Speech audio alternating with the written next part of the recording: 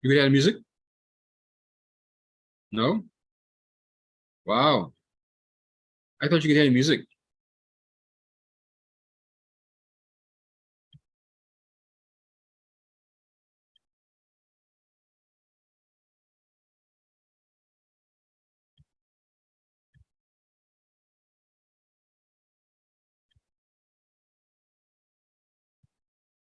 Stop that. Okay, good night, everybody, and welcome to the LimeVibe Live podcast. I'm your host, Yuri Kemp, the Exalted One, and I'm here with my co-host, Ms. Kimberly Ramkalawan. Say hello, Kimberly. Good night, Yuri. Good night to Yes. the Yeah, rest we of have you. good, Kimberly. Thank you for joining me again, man. We have an exciting live show for you tonight. We have a few things we want to talk to you about tonight. We're going to talk about this Chinese balloon incident over the United States and what it means for the rest of us. We're also going to talk about the U.S. and Venezuela and Trinidad triad, the mix, where Trinidad is now being allowed to partner with Venezuela to mine for gas. Isn't that right, Kim? To pump natural gas. They've gotten the sanctions lifted. They've gotten the green light from the United States. But it does not mean that they're going to get gas immediately. It's going to take some time for infrastructure to be developed, and it's going to take some time to work out the actual conditions in which they're going to get that gas from Venezuela. So it's a while yet still. So it's not you're going to get gas tomorrow. But anyway, we'll talk about that, Kim. We'll talk about it. So tonight, what we got tonight? We're going to talk about this Chinese balloon. So Kim, did you hear about this Chinese balloon that flew over the United States? It was apparently a Chinese balloon that started from Alaska, went to Canada, and then flew over some U.S. Military satellites installations in Montana, some nuclear sites in Montana. Can you believe that? You believe the Chinese had the balls to do that? Yeah, I mean, anything is possible with the Chinese and the Russians. I mean, that's what they do. They invade your territory in sneaky ways. They find a way to do it in your airspace, and they go ahead. Yeah. And apparently, this isn't the first time the Chinese has flown over the United States. Apparently, they've done this under the Trump administration as well, where they flew 3 separate balloons in 3 separate occasions in the Trump administration. But the reports are not indicating exactly what time these balloons flew over the Trump administration. And of course, Donald Trump is denying. He's saying, no, they never flew over his administration because he's saying they would never disrespect Trump. But the Pentagon is saying, like, yeah, they flew over the Trump administration when the Trump administration was in. So, I mean, what do you have now? The Chinese just been spying on the United States and they're stealing all this information. So what do you feel about China stealing all this information from the United States, man? I think it's just to give an idea, just their presence. Over the last year, they were busy hacking, and there were evidence of them hacking computers and trying to get past American security clearance into their computers. The Russians were involved in doing that as well and trying to get information for what they're trying. What's their motive? What's their driving factor behind it? That's a mystery, and I think only the FBI and the Secret Service might be able to know. Yeah, apparently, and the average citizen are not going to find out. No. And apparently the FBI, they have the contents of this balloon now. So they're investigating to see exactly what the Chinese picked up from this balloon. But it may have been too late because the Chinese may have been broadcasting from that balloon back to China. They may have already have all of the information they need from the United States. So, but something, the United States has been blaming China for stealing their trade secrets for years now, because there are a lot of patents that were made in the United States that the Chinese just ripped off, and they can't do anything about it. The Chinese just been ripping off technology right, left, and center, and they don't pay for it, and they don't own up to it, and that's why everyone's concerned about this TikTok. You know about this TikTok, right? Right. This app, TikTok. Apparently, that's a Chinese-owned app. That's a Chinese-owned social media site, and of course, Americans love it, and they're just logging into TikTok right, left, and center, and they don't know where the information is going. They thought they couldn't trust Zuckerberg with Facebook. They shouldn't be able to trust the Chinese as well. Now, I don't want to slander the Chinese, but that's how I see it. What do you say, Jay? What do you say, Kim? Well, definitely, I have not signed on to TikTok because of that entire thing. And I mean, there are cute cat videos and cute videos you want to watch, and it requires that subscription. And I have not signed on just yet. Just like Twitter, I mean, it's over a decade that Twitter was around, and now it's taken over by Elon Musk. I have not even bothered. Wow, you don't trust Elon Musk, but he appears to be for freedom though. Yeah, but I never was on Twitter. So, Okay. I mean, even then, when it's supposed to have been belonging to the free world and everything, no. Yeah, I got you. That's fair enough. Okay, but some they say he's running Twitter into the ground though. I mean, I don't know why people are getting so upset. It's only a social media site, and they have these celebrities leaving Twitter right, left, and center. You have Whoopi Goldberg and all these other celebrities leaving Twitter right, left, and center. I mean, I don't know what's why they have to go through this to this extreme. It's only a social media site. You're only there to talk to people. I mean, what do you expect Elon Musk is going to do? I mean, he's not infringing on anybody's rights. They from what think I've it's seen. pulling off the control of free speech in America. That's how they view it.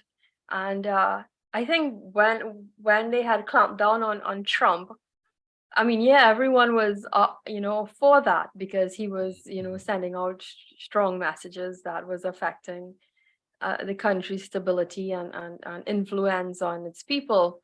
Yeah. But I don't know why the quick withdrawal.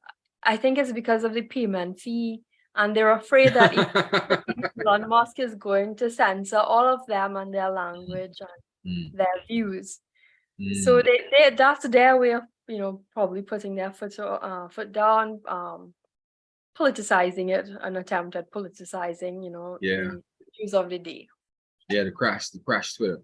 But Elon Musk has not even given the indication that he would censor anybody to that extent. I mean, I haven't seen anything that he said recently that says that he would or indicates that he would censor anybody for what they have to say or their beliefs. Whether you're liberal or conservative.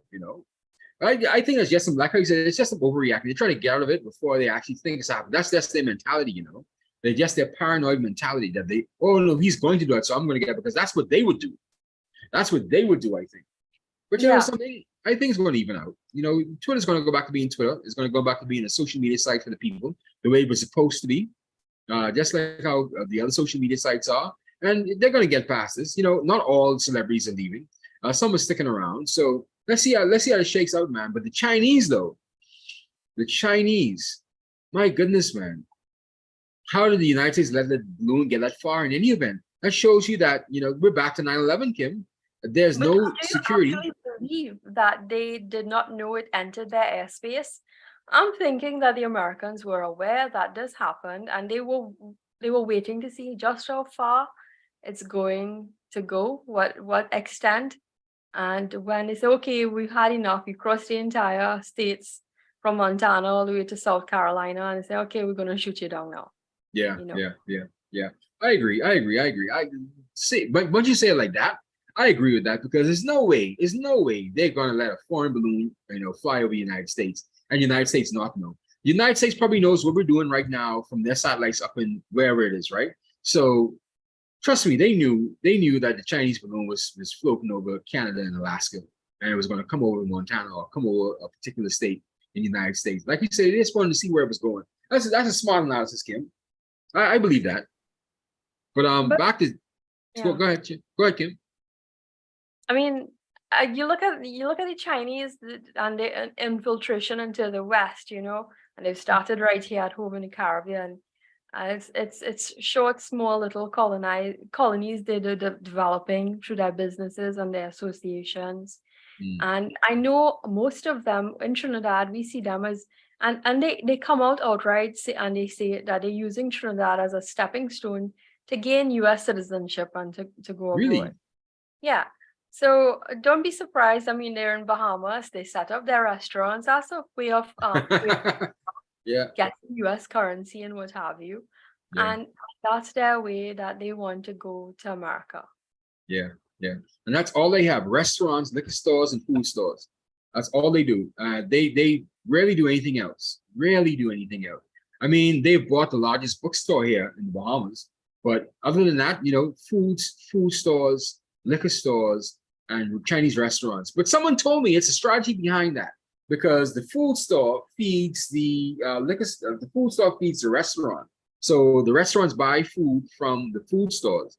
and the liquor stores actually supply the food stores with drinks and stuff like that. So it's a triad. They have the whole thing on the lock.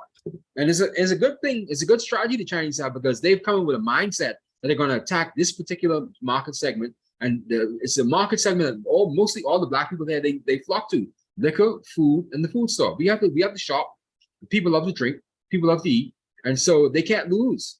They can't lose. They're smart. And I found out that their business model, why they make so much money and why they are so cost effective, because most of the people you see working in these Chinese food stores and restaurants, they're actually friends and family members. They don't get salaries like that.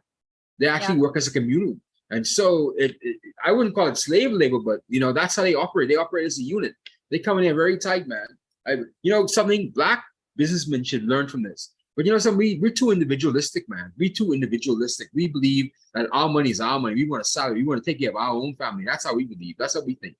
So I think that, whatever the Chinese is doing, it kudos to them is winning, because apparently we still shopping with them. We had a scare, Kim.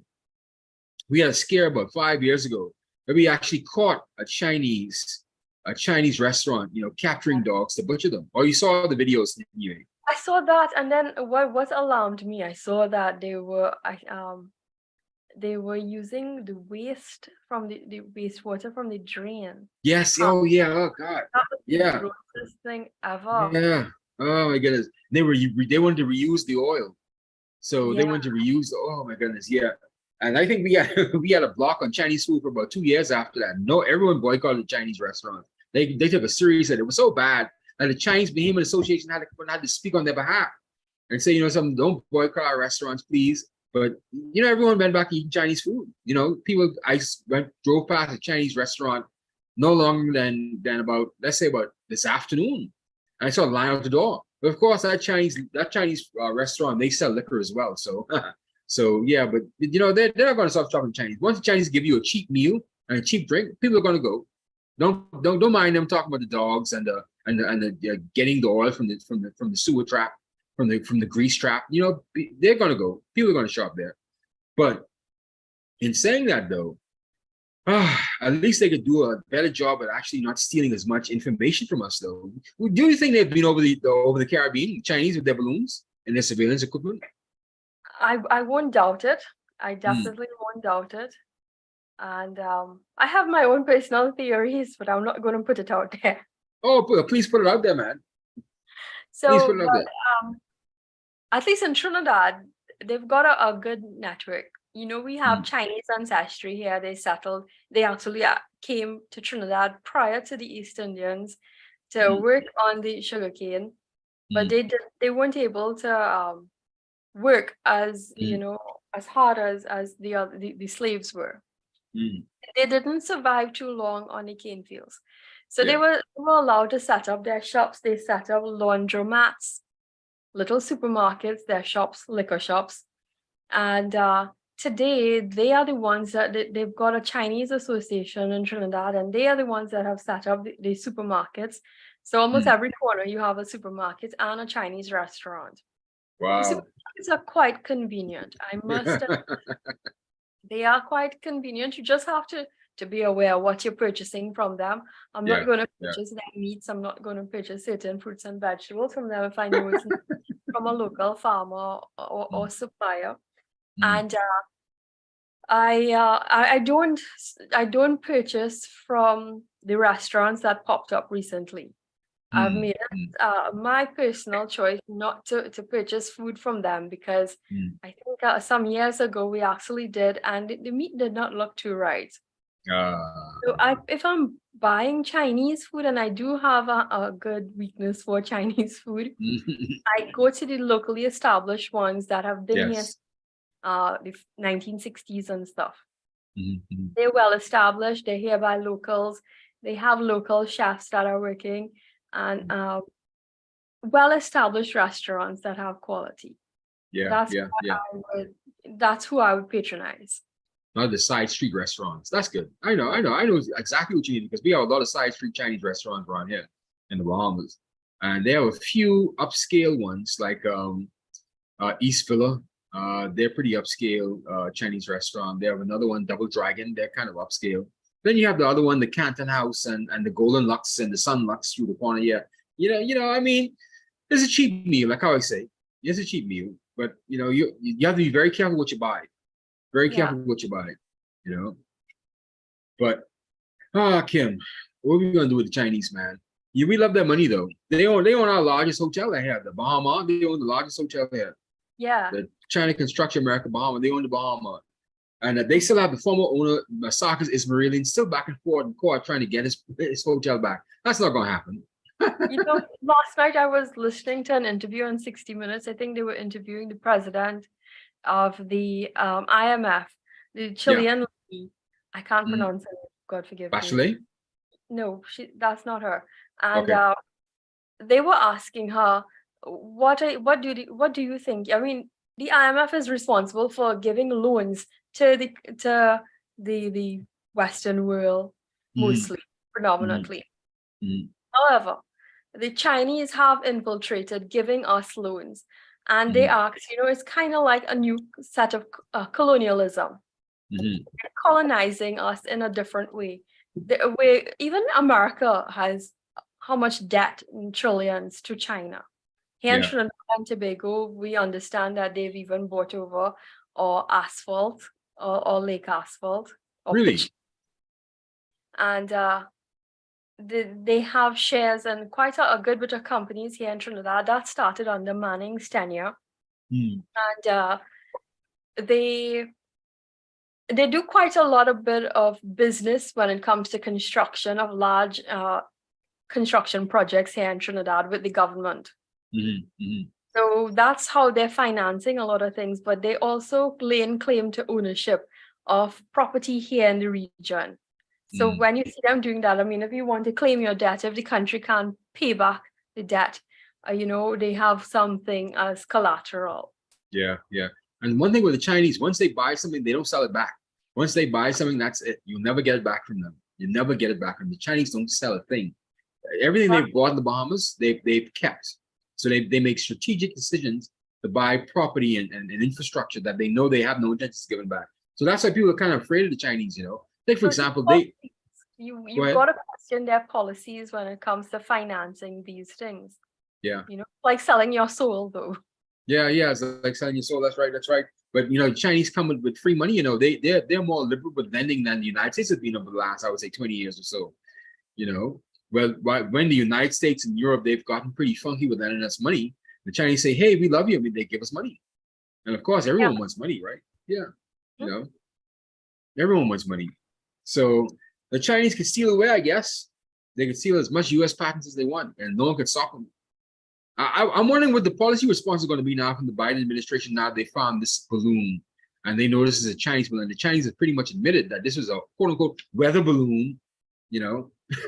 A weather balloon, right? Yeah, a weather balloon, right? But I wonder what the Biden administration is going to do to China. What could they do? I mean, how long do you think before you get some feedback from their Security Council as to the investigation? I'm sure they know what were the contents of that balloon after they shut it down. Yeah, I think so. They waited for that to fly over to the Atlantic so they could shoot it down in the water, so it wasn't shot down over U.S. citizens, which was smart. But God knows what the China got out of the United States while it was overflowing over the United States. God knows what they got. I guess only the FBI will be able to tell us after this, right? And they're pretty tight-lipped. Yeah, if they're allowed to, infiltrate even deeper into America's national security system, that's all in America because they allowed it. I don't know how they can control, the transference of airwaves. I'm not no scientist. But those things of, if there's jammers, okay, it cannot go beyond this the stratosphere, it cannot go beyond so much thousands of feet when it comes to this, passing on information. I'm not sure. That's just a conspiracy theory on my. Yeah, I know. You're thinking out loud. You're thinking out loud. That's what we're here for. You're thinking out loud. I mean, who would know? I mean, you'll take a scientist. We probably have to get a scientist on here to talk about this, right? Yeah, that'd be good. That'd be nice. Get a scientist coming on. But something? You said the Chinese have actually invested in Trinidad. They invested in the Bahamas, and they're actually going throughout Latin America. This is an old story actually. They've really started to invest money in Latin America more than the Russians have, because apparently I spoke to this citizenship by investment professional on Sunday, Kamal Nichols, and he said that the Chinese have now been starting to buy just as much passports into the Eastern Caribbean as the Russians have over the last, I would say, 2 or 3 years or so. And so now we're going to see, we're going to see a lot of them coming over. You know, millions of Chinese getting passports.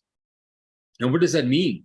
They want to get to the Eastern Caribbean. They want to get to the Caribbean, you know, to move around, be nondescript, and to do business as usual. And, you know, God help the United States once they start to infiltrate the United States from the Eastern Caribbean, because they already have a Russian problem now. You can imagine they're going to have a Chinese problem as well. I just hope that the tensions between all these sides could actually cease, because we need peace. We need peace. There's no more Cold War. You know, the communism has failed. There's no reason to be fighting like this, you know. And of course, the United States is the world's superpower. I believe Barack Obama, when his last State of the Union address, he said that China and Russia, they aren't even close. They aren't even close to the military capacity, the technological capacity. They're not even close. And I believe that. I believe that. So, in saying that, why would the Chinese now stop stealing American patents when they get away with it so easily? When they can flow straight over the United States and watch you, and the Americans would actually watch them fly the balloon over, like how you say, and to see how far they'll get. That's pretty simple though. If that was the case, that's pretty dumb, because you don't know what they were doing up there. They should have seized that from the minute they saw it. You know, from the minute they saw it. They tested their limits. It's like, okay, you want to come. We'll let you do it, and they'll Yeah, I that's think good. But Americans are quite confident, and being confident is what they do. You know, they bluff their way right yeah, that's through. true. That's what you do. That's true. That's true. Because they say the technology isn't even close. So they may not have known. They may have known they were there, but they just decided to let them fly over. Yeah, I got you. I got you, Kim. But now let's talk about this situation now with Venezuela and Maduro, you know, cursing out the United States now for this gas project they have with Trinidad. You know, apparently Maduro was pissed off that the United States got in the middle of this arrangement between Venezuela and Trinidad. He said that the United States shouldn't get involved in our business because this is a deal between Venezuela and Trinidad. The United States has no business getting involved in this arrangement with Trinidad. What do you feel about that, man? It was Maduro's way of he called it colonialism, America's way of colonialism. We talk about China trying to colonize you know, the Western world. This is America's way, according to Venezuela, trying to colonize, you know, the islands. I think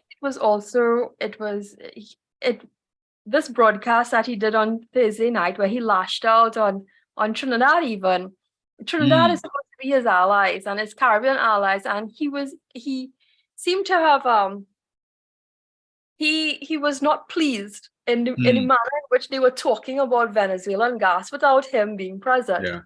Usurping of authority. You want my gas, but you're not including me. It's disrespectful in a sort of way. And the CARICOM allies are the ones that really went behind Maduro's back and did this when you want to form relations through ECLAC and all these other organizations. And then you go doing this with the American Congress. Behind his back. I would be ticked off too, actually. But he has to understand that he is under sanctions. Does he not understand that? Yeah, but it's also America's way. I'm thinking, you know, he's calling colonization in a sense, and in order for them to get the gas, he wants them to barter goods and services. There's no money involved in this entire situation. And terms and conditions are yet to be finalized. But when the terms and conditions are finalized, we want to know what is going to happen with Maduro. Right now, a lot of people are fleeing Venezuela because of what under his administration. Poverty has become so horrible. They don't have electricity. They don't get food. They come to Trinidad. They're flocking to Trinidad and up the islands. But Trinidad is the nearest neighbor, and that's who they're coming to. So they're going to say, okay, well, you all want our gas, you all owe us anyway. We're going to come and take you on Wednesday. So we have that migrant problem. And Yeah. I don't think our prime minister and those in the foreign affairs sphere has even seen the impact it's going to have on our population here in the Caribbean. Yeah. You want Yeah. our gas, and the people are going to see this. They are going to interpret this in another way. You know, well, where I feel as though they've kind of thrown out diplomacy, or they've said Maduro is not with their diplomatic relations or so. So that's another thing. And I mean, it's America's way of dictating how Venezuela should conduct its business. That's unfair. Yeah. Right. These are so-called sovereign countries, you know, and Maduro said in a nice way, if you all call yourselves sovereign republic countries, you all need to denounce this style of colonialism from the Americans. It's their style, you know. And see, this is the kind of thing that caused Maduro to lose favor with the United States, because there he is, thumbing his nose again. Of course, the United States was ham-fisted and basically, put the hammer down on them, right? But still, this is why he's out of favor with the United States. You don't start to rile up people against the United States. I mean, are you crazy? And it's not as if he hasn't been belligerent against the United States. And it's not as if he has not turned his country into a basket case. I mean, Venezuela had the largest oil reserves in the world at one time, and still does, I think. And look what he's done to his country. So how do you expect people to play you? How do you expect people to think of you? But at the same time, I mean, Trinidad is in a precarious position where we need natural gas in order to supply our downstream sector with methanol. With gas prices hiking up, so does Jamaica. Jamaica needs gas. The entire Caribbean needs the gas as well. It's not going to come on stream tomorrow. It may not happen until 2028. That's how many years from now. Wow, 2028. The experts here in Trinidad, those who are in the energy industry, and they're aware of how long these negotiations and framing of policies, we have the situation of framing a policy that does not involve any monetary exchange for something as valuable as natural gas. Wow. Now, America, they are also looking at how the gas prices are going, and they have that thing where they hoard as much as they can. But as long as they could, that's what they do. They go around the world and they purchase these things at the best prices, and they keep it. Gas, I'm not sure how long you can keep gas, but when it comes to at least oil reserves, so it's quite tricky, and we're not going to see how this is going to play out until how many months, years from now. It's in the front burner. It's how much 4.2 trillion cubic feet of gas that's on this border here with Trinidad. It's Shell that is entering. Shell is a US-based company. Yes, Shell North America. Yes. So that's another, we have to see how it's going to happen. Yeah. I wish you all the best. I hope this doesn't turn Trinidad upside down, because when the United States starts to do this kind of stuff, a lot of crazy stuff starts to happen in your country. No, that is it.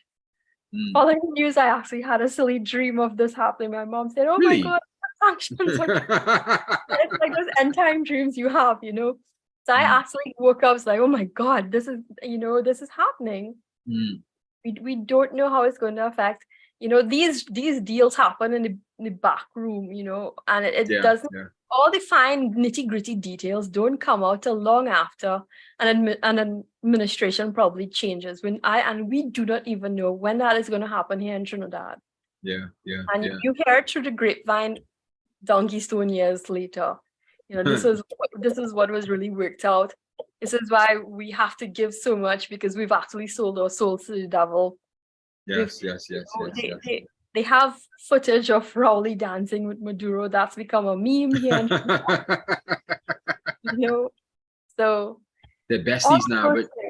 But we have to tread carefully with America. And I mean, I really do hope the best for my country. I hope so too, We man. have a lot of big gas companies here. We have a lot of foreign companies here that are dependent on gas. You have Proman, even though Proman, I think, is Switzerland based. And they have found a way to tap into their own gas. You have other small pockets of gas exploration onshore. Exploration with Touchstone has begun once again. They're getting gas there. It's minimal, but we can see. So we hope.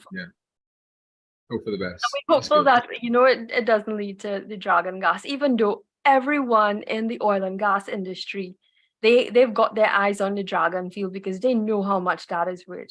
And that's not even begun to talk about the Loran manatee, because that's another field that borders on Trinidad and Venezuela's waters. Maritime. Okay, so the dragon oil field, that's the largest oil field in Trinidad. That's one right now that they wanted to get their hands on. What do you feel about the competition from Guyana now? Oil and gas. Well, we know Guyana has taken over. It's been dubbed the Dubai of the Caribbean. So they are going to definitely take it over. But the thing, and they're building. You think they're siphoning off Venezuelan oil? I don't think so. No, I mean, I know Venezuela has been trying to sneak over on their border. When you watch the borders, the mapping, it's there. Even with Brazil, So it is there, and there's no way that the other countries can take it. I mean, what is in Guyana is Guyana's, I believe, and their oil industry boom is happening right now when all eyes are on this whole carbon emissions, reducing your carbon footprint, greenhouse gases. Exactly. And we're going to natural gas, but now we're supposed to be on this climate smart kick now. So how does this, I don't understand how this reconciles, because everyone's looking for oil and natural gas, but at the same time they're talking about climate friendly and climate smart initiatives and energy, alternative energy. That's the latest in thing right now. That's the trending. I mean, we understand that we need to reduce global temperatures around the world. And Guyana is, it has one of the largest forests in the world that is keeping our planet cool, the Amazon forest. And they've got neighboring Suriname, which does not even have any greenhouse gases. They're actually in the negative. They do not. Yeah, so they're one of 3 countries in the entire globe that does not have any emissions. They're lucky. Yeah, and that's thanks to the Amazon rainforest. Ghana has to be very careful of who comes in and interferes with that rainforest. That rainforest, obviously, we know it stands on fossils. It stands on years and years of fossils and rich reserves. But at the same time, you need to safeguard it for planet's sake. Future generations. That's right. But someone oil and gas companies of the world, if they had their way, they would have pulverized it already. Of course. The lust for oil is going to trump all of that, but I just hope they can keep it off as long as they possibly could. I never thought that I would have seen Guyana, dig itself out of the economic doldrums that it's been in over the last 50 years. I never thought I would have seen it, but now they're in the middle of an oil boom. I just hope that the money could go down to the poor people, and so they could actually, help their people. I'm hearing things like every Guyanese, even the ones that are in the diaspora abroad, are entitled to how much millions. So they're going to really be and Dubai does for its people. So you believe that? I don't know. I'm hearing Trinidad has seen how much billions of dollars pass through, yet we still have the issue of poverty. Right now, we own the pitch lake and we do not have proper roads. Once people start getting their hands on the money, they don't care anymore, Kim. You know that. Someone's going to, if $1 is supposed to be for everybody, $1 per person, someone's going to find a way to take your dollar and my dollar and have 3, and then you're going to be left out. That's just how it is. The poor will always be amongst us. And the Bible says that the poor will always be amongst us. Because you're always going to have some greed. Greed, and you're going to have some dummy who's going to just have his money sitting out in the open and someone can take it from him. That's just how it is. But at the end of the day, I just wish that, Trinidad just plays this carefully and let Maduro spout his mouth off against the United States and let him, set his own trap. And Trinidad just tries to do his best to work with Venezuela, get this gas pumping, because at the end of the day, this is what Trinidad does. You guys do oil and gas. If you guys can't sell oil and gas, I mean, what are we doing over here? You know, what exactly are we doing if you guys can't pump oil and gas? You know, but my goodness, man. And I think that's why America is going to be careful with its sanctions. That's why it's probably easing up on its sanctions because it Mm, realizes, hey, we need oil and gas, and these mm, are people that produces this quantity, this amount. So they too, but they usually have the yeah, stronger strategies and things like that, and that of fist course. that overshadows our tiny island. And as you said that, you know, Chevron is back in Venezuela. You know, they shipped their first batch of crude oil about 4 weeks ago from our reading here on Reuters. You Yeah, know, yeah. So if United States is doing business with Venezuela, why can't anybody else do business with Venezuela? You know? but it's what they're getting in return. Mm, It's what they're that's, getting in return. that's true. The Have you Venezuelan been, people. have you been following this Ty and Nichols story? I followed it a bit, and I found it strange. I don't understand the premise, and I heard his story, and it's really sad. What was really shocking was to see that it was also Black policemen that Yeah, brutalized, yeah, yeah, yeah. and I want to know Now what's behind it. the rumors floating around that Ty Nichols works at FedEx with one of those police officers' ex-wife. Wow. Yeah, and apparently from what the rumor is, well, I shouldn't talk about it as a rumor on the air, but from what I heard, that he was actually seeing one of these police officers' wives, their ex-wife, I should say, and he had pictures of the woman as well. And so it's a messy scene. They're not talking about that yet, you know. So it's becoming a messy scene now from what people are starting to talk about now in this time situation, because there was no reason to beat that man to death. This is worse than George Floyd. Yeah. It's just It that was. George Floyd was I a mean, it made you cry. You see how yeah, they dance. God. it was intentional. It And was I just as think he bad as George suffers Floyd. from Crohn's disease. Yeah, So, and he also had some learning disabilities, if I'm not mistaken. I think I read that in an article. yeah. So he said, yeah, peaceful man. Has, Just he has young children, a young child as well. yep. Just brutalized the man. You know, so I haven't seen the video in full because every video site I've gone to, they've either taken the video down or they have it censored. I'm going to find a video. I'm going to look at it in depth. And the only thing I've really seen is what I've seen on CNN, but they have it heavily censored. But I want to take a look at that video to see exactly how much they brutalized that man, because it has to be something fair from the way people are talking about it. And like you say, for Black police officers to do that, that's insane, man. That's insane.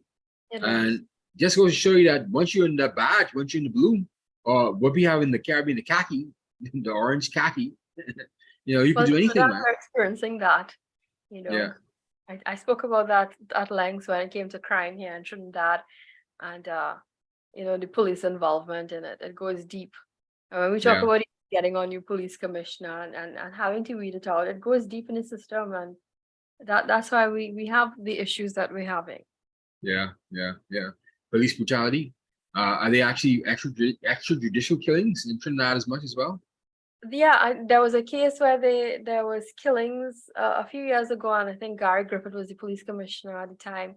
We Mm, have a police complaints authority here in Trinidad.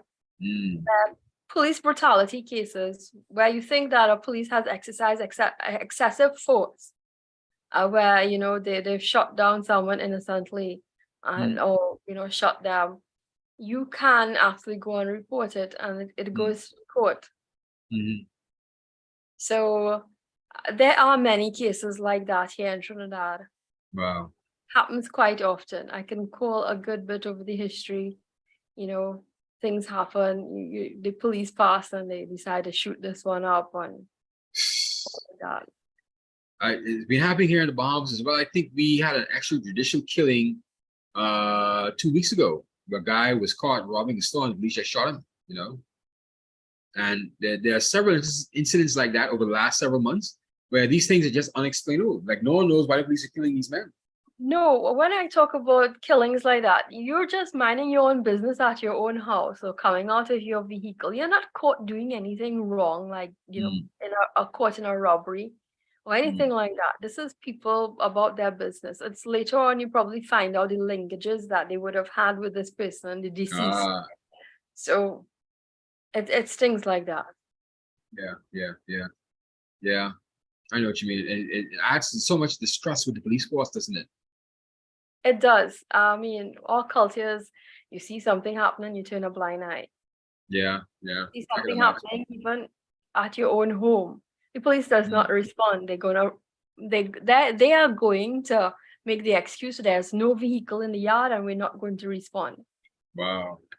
You think I'm it's just laziness? What's that? You think it's just laziness? Yes. Wow. And I think it's also a bit of fear. They are also afraid of the criminals, so that they're not going to come to check it out or anything happening. They're What's afraid. The place in Trinidad? Rasta City? That's one of the gangs in Trinidad, yes. Yeah, Rasta City, yeah. There are many gangs here. We don't know the names. You can go. They're popping up everywhere. Is it a heavy gang culture? Yeah, it's a heavy gang culture. Where I live, I'm in San Fernando, as you can see. San Fernando, they're coming from the north down to south. Okay. They're set up here, and Oh, so you live in the posh area then, Kim? No. I'm not saying not posh area. Posh area is the western side. Okay. San Fernando is our service sector or second city in Trinidad. Okay. It's oil and gas sector, right? Yeah, so the behind me, you would have once upon a time you would have seen a flare up in the sky. That was our Petrotron. And if you go higher up central, it's the Point Lisas estate. But San Fernando is more service sector. It's a city. It's a quiet city mostly. And what can I say about San Fernando? It has its crime. It has its pockets. We know certain areas you need to stay away from within the city. But it's once you don't disturb them, and but their relatives are now coming down and affecting us. So you worked in Port of Spain or you worked in San Fernando? Right now, I started my career in San Fernando, and I worked for many years in Port of Spain. I went to school in Port of Spain. My degree was done in Port of Spain. Most of my career, most of the major news happens in Port of Spain. We've got a parliament there as well. And a lot of the government ministries are based there. How's the commute from San Fernando to Port of Spain? So I used to take the water taxi from the Gulf, which is right off the coast here, and it would carry us straight up to Port of Spain, where the capital city, where we come off. But that has not been convenient lately because they've reduced the scheduled sailings. They've minimized that, and that's taken over by the public servants making their way to go to work. Oh, Lord. I can imagine the traffic for how many hours every day?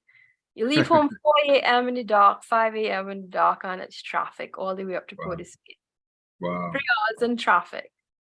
It's tiring, it's frustrating. I can imagine, man, because I've seen the map, and San Fernando isn't anywhere close to Port of Spain, man. No, it's not. But I mean, on an average day without traffic, you're going to reach there within 45 minutes to an hour. Okay. It's not that bad, Not bad. Driving, but traffic turns it into. And that's without any accident. That's just the daily commute. When something major happens, it cuts us off. The end. You're going to be in traffic for at least 5 hours. Last year, when we had the flooding and the water was crossing over from the Carney highway, that was a gridlock. The Caroni River. Yeah, and one way out. There's no back roads at certain points.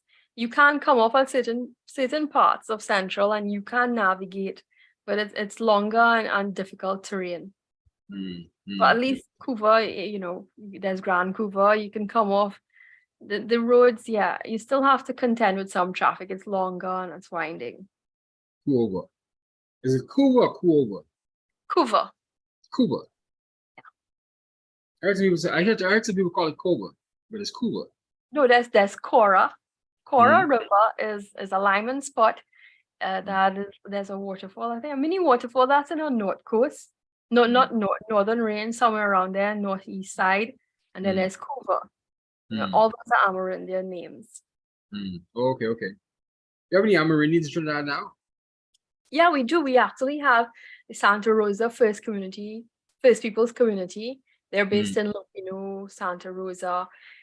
And we have some in I think we have some in South as well, Siparia, but they're scattered throughout the country. We have the River Festival. They actually have a week of a festival here. That they celebrate. A lot of people from Honduras and Nicaragua, Venezuela, they come across to Trinidad to celebrate. Really? It's an interesting festival. I mean, it takes place over a week. It celebrates their heritage, their food, their dance, their religion, their culture. Okay. It's something really marvelous to take in. I have to. You being an East Indian descent, getting to know your West Indian. Yeah, it's the Amerindians, but it's different. But we all appreciate them. Yeah. Christmas time we have parang music. That stems from the Spanish influence with us. I always talk about our parang Christmas music. Yeah. I see. You wrote about that for us as well in Caribbean Magazine. Plus, I did that. Yeah, parang music. Yeah, so much culture to that, man. The Caribbean has so much culture and so much flavor, man. I believe Trinidad has more culture and flavor than Jamaica, to be honest with you. But it's just that Jamaica has the Bob Marley and the Gregory Isaacs and the Maroons, and so everyone just gravitates towards Jamaica. And I think Jamaica has just as much rich culture. I think it has to be explored and appreciated. But right now it's carnival season here, and everybody's talking about Panorama. Because last night was Panorama semi-finals. Really? And today's talk of the town is they're questioning the judging and the results that came out last night. So Panorama semis was 14 bands. It started 1 p.m. yesterday at the Queen's Park Savannah. It wrapped up just about midnight this morning. And we got the results within an hour or so. And we heard BP Renegades, they remain at number 1. That's in the large bands category. So when you hear steel pan is Trinidadian. I mean, we have these large bands. You've got the tenors, and you've got the different sizes of pan. And so it's a big steel pan festival, and they usually play the calypsos or whatever is the biggest hit. This year they've been giving tributes to Black Stallion. Black Stallion. So everybody's playing, the Black Man Feeling to Party. That was BP Records' take on it. And then they came in first. I think they scored about 273 points, 278. And but my choice was Exodus. I think Republic Bank Exodus did a really good job with music.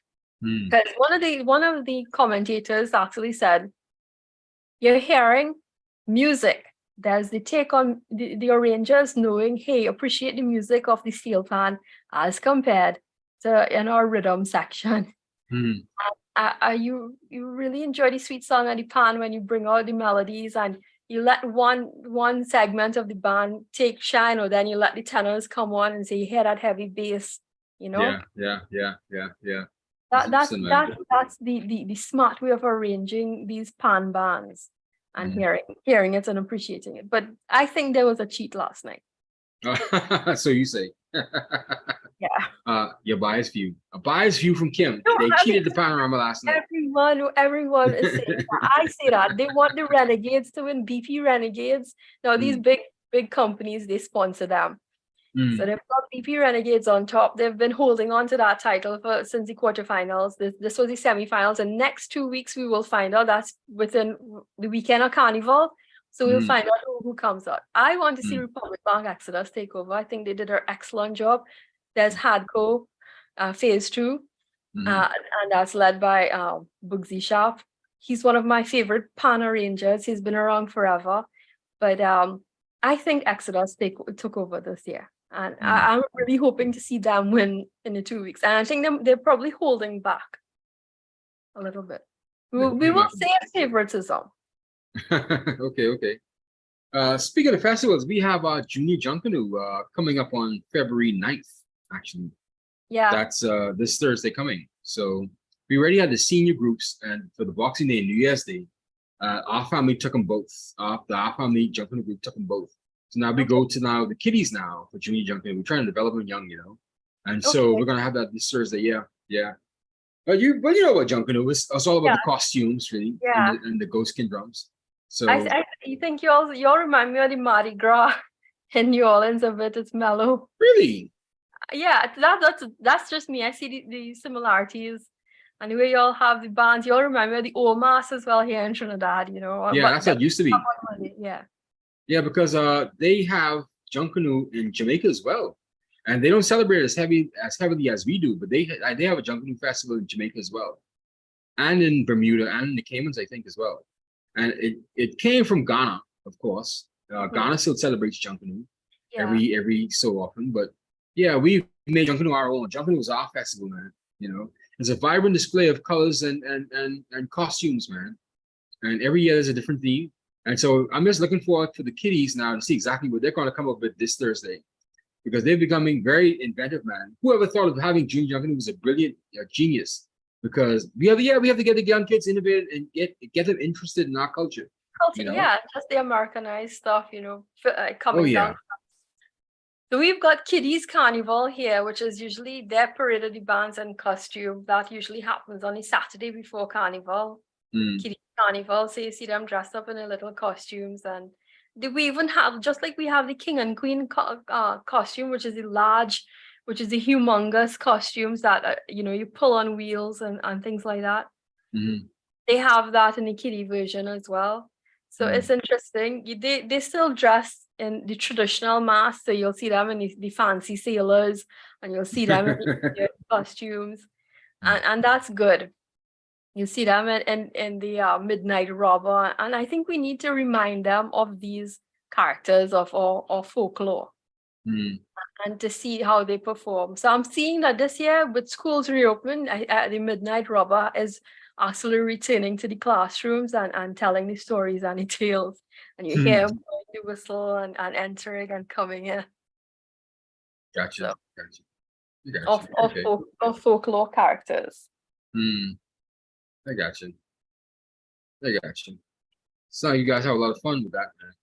Yeah, so Carnival is all that is on every Trini's mind for the next few weeks until the 21st, till Ash Wednesday.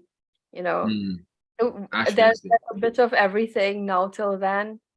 Obviously, Panorama Semi as well. It takes a break for the next 2 weeks, but you can still go to your favorite pan yard and still hear them rehearse and practice. Just don't spy and go back and tell the band. Pan practice. Yeah, pan practice. It becomes a LimeVibe there too, Yeah, I know. And taking it in. That's our national instrument, and we take pride in it. The steel pan? Yes. Okay. National instrument. They play in Barbados as well too, right? Barbados, Trinidad, and Grenada. They play the steel pan. But it started here in Trinidad. It goes back to Winston Simon and the development of the pan, knocking it and shaping it into an instrument. And all the brilliant minds when it comes to playing the pan, it's from Trinidad. You trace it back. I know a lot of countries. So the steel pan originated in Trinidad. That's a Trinidadian thing. Wow. Okay. Yeah. See, no one knew that. No one knows that. It's the only instrument that was developed or created in the last century. So and it belongs to us. And obviously the steel pan drums, the pan drums come from those oil drums, Yeah. How do you make that sound though? They have them indented straight around the pan, right? I was always interested in that. How do you make them make the different sound? Well, I guess they tune it. There's a way they tune it. The musicians, Eli Manet will be able to tell you how they tuned it and everything. If I get one of my friends to talk on this. Can you play the pan? Yeah, no, I cannot. It was when I was in secondary school. It was part of the music curriculum, but I was not privy to learn it. I think the music teacher of the day, did not include me, or he came to he was mischievous. That's why I did not really. I always enjoyed listening to the pan. My mom's a school teacher, so she had a student that learned that actually teaches pan right now, and she has a few albums out. So pan is an all culture. You go to any national event, you're gonna hear the steel pan. Go to any event, that's what we have. Caribbean jazz, it's integral to our Caribbean jazz music scene here in Trinidad. So it is a must. Not in the steel pan. Sweet sound of steel pan, nothing like it. So yeah. But Kim, we're running up on 9:30 already. You know, it's 9:26. We still gotta get out of here, man. 10:26 by me. You're still on that, that daylight. Eastern right? Yeah, that's right. Daylight savings time. That's right. So we soon gotta go up. So we decided to cut the show to an hour because 2 hours would have been just too much for us. Okay, so please forgive us. We're gonna cut this down to 1 hour from here on in. I'm gonna change the flyer as well. The flyer is gonna reflect that we're gonna be from 8:30 to 9:30 every Monday, Wednesday, and Fridays. So still stick with us. We're gonna get it together. We're gonna work it out, and hopefully you log on and you subscribe to our YouTube channel and our Facebook channel. And give us a like and give us a comment. Tell us how you feel about the LimeVibe podcast. We'll be looking forward to your feedback. So Kim, we talked about a lot of stuff tonight. We talked about the Chinese spy balloon. We talked about Ty Nichols. We also talked about this Venezuela Trinidad connection with this natural gas pumping that's going to happen in Trinidad, and how Maduro is pissed off at the United States. We covered a lot of ground in like for 1 hour. You don't think so? Yeah, I think we did. I know there's a lot happening in the region. We focused a lot on America. Yeah, that's true. We just can't we can't run away from talking about America, because America really is our biggest ally and our biggest neighbor. So the US affects everybody. Yeah, and especially with what is happening in Russia and Ukraine. You never know how the world is going to turn. Today we heard Turkey lost how many thousands of people? Yes, that earthquake. That devastating earthquake, and I think it affected Syria, and it was even felt as far as Israel. Yes. Please pray for Turkey for that 7.8. 7.8 on the Richter scale earthquake, man. That's like a category 6 hurricane. Yeah. That's what it is. So please pray for them, our people in Turkey. So, Kimberly, how do you feel, man? Yairi? We're leaving on a somber note there, with our hearts going out to Turkey, and even though the Caribbean is far, we are one world, and we're thinking of people. I'm not sure about our citizens across there, and we want to extend to our viewers that our hearts and prayers are really with our listeners around the world, and family members that might be there and have been affected by this devastating natural disaster. That's right. Thank you so much, Kim, for that kind note towards people who are suffering.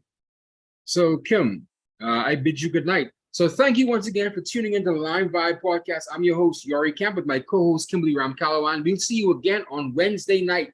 God bless you. Thank you. Good night.